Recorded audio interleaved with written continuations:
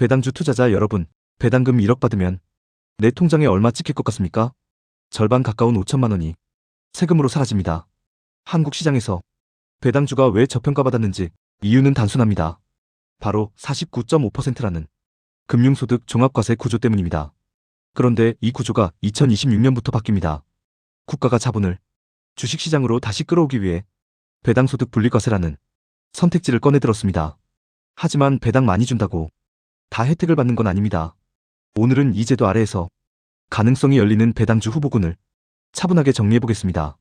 기존에는 배당소득이 연 2천만 원을 넘는 순간 무조건 종합과세였습니다. 이제는 요건을 충족하면 과세 방식이 달라집니다. 2천만 원 이하는 기존처럼 원천징수로 끝나고 2천만 원 초과 3억 원 이하는 20%, 3억 원 초과 50억 원 이하는 25%, 50억 원 초과는 30%로 과세가 종결됩니다. 특히 중요한 건 3억에서 50억 원이라는 가장 부담이 컸던 구간이 25%로 설정됐다는 점입니다. 이제 대주주 입장에서도 배당을 늘리는 선택이 세금 측면에서 충분히 계산이 맞는 구조가 된 겁니다. 다만 이 제도는 조건부 인센티브입니다. 모든 기업이 대상이 되는 건 아닙니다. 조건은 명확합니다. 먼저 전제 조건입니다. 2024년 대비 배당 총액이 줄지 않아야 합니다. 그 위에서 아래 두 가지 중 하나를 충족해야 합니다. 첫째, 현금 배당 성향 40% 이상. 둘째, 배당 성향 25% 이상을 유지하면서 배당 총액을 전년 대비 10% 이상 늘린 기업. 그래서 이제는 배당률 숫자가 아니라 이 기업이 이 구조를 지속적으로 맞출 수 있는지, 즉 배당의 구조와 의지를 봐야 하는 시점입니다. 먼저 구조적으로 40%를 유지할 수 있는 기업들입니다. KT&G는 배당 성향 40%를 목표가 아니라 기본값처럼 관리해온 기업입니다. 안정적인 현금 흐름을 바탕으로 밸류업 공시를 통해 주주환원율을 사실상 최대 수준까지 끌어올리겠다는 방향을 명확히 했습니다. 이익 변동이 있더라도 배당을 줄이기보다는 환원을 유지하는 쪽으로 의사결정이 이루어지는 대표적인 사례입니다. S1 역시 장기 계약 기반의 안정적인 사업 구조로 현금 흐름이 흔들리지 않습니다. 설비 투자 부담도 크지 않아 배당 성향 40%를 관리 가능한 범위에서 유지해온 기업입니다. 제1기획은 경기 민감 업종이지만 그룹 내 역할과 현금 창출 구조를 고려하면 배당 정책의 연속성은 비교적 안정적인 편입니다. 다음은 조건이 맞아야 40%가 가능한 기업들입니다. 삼성화재와 삼성생명은 주주환원 의지는 분명하지만 현금 배당과 자사주 활용 비중이 해마다 달라질 수 있습니다. 즉 매년 확인이 필요한 조건부 40% 후보입니다. NH투자증권도 마찬가지입니다.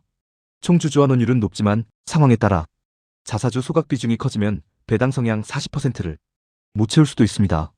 통신 3사, SK텔레콤, KT, LG유플러스는 배당 안정성은 높지만 정책의 중심은 배당 성향이 아니라 주당 배당금 유지에 있습니다. 이익이 늘어나는 해에는 오히려 배당 성향이 40% 아래로 내려갈 수 있는 구조입니다. 한전 KPS와 한국전력기술 같은 공기업들은 기업 전략보다 정부 배당 지침에 따라 숫자가 결정되는 영역입니다. 이번에는 배당 성향 25%, 전년 대비 10% 배당 증가 후보입니다. 먼저 4대 금융지주, KB금융, 신한금융지주, 하나금융지주, 우리금융지주입니다. 이미 배당 성향 25%를 넘겼고 현금 배당 총액을 구조적으로 늘리는 방향이 정책으로 자리 잡았습니다. 현대글로비스는 이익 증가가 배당 증액으로 직접 연결된 사례입니다. DB손해보험 역시 실적 개선 속에서 현금 배당 확대가 숫자로 확인된 기업입니다. CJ, HD현대, LG 같은 지주사들은 자회사 실적이 좋아질 때 조건을 충족할 수 있는 구조지만 자회사 실적에 강하게 연동된다는 점은 항상 점검이 필요합니다. 현대자동차와 기아는 이익 규모가 크게 확대되면서 배당 총액 증가 가능성은 열려 있습니다. 다만 현금 배당과 자사주 소각을 병행하는 구조이기 때문에 실적이 유지 확대되는 경우에 한해 조건을 충족할 수 있는 실적 기반 조건부 사례로 보는 것이 정확합니다. 배당률은 과거의 숫자입니다. 세제 혜택은 미래의 수익률입니다. 이제는 얼마를 주느냐보다 이 배당이 어떤 구조에서 나오고 있는지를 봐야 합니다. 오늘 살펴본 종목들은 확정 수혜주가 아니라 이 제도 아래에서 현실적인 가능성이 열려있는 후보군입니다. 이 구조를 이해하고 활용하는 사람이 2026년 이후 세후 수익에서 차이를 만들게 될 겁니다. 여러분이 보유한 종목, 배당 총액 증가가 가능해 보이십니까? 댓글로 종목명 남겨주시면 캐시킹이 분석해보겠습니다. 구독과 좋아요는 여러분의 계좌를 지키는 힘이 됩니다.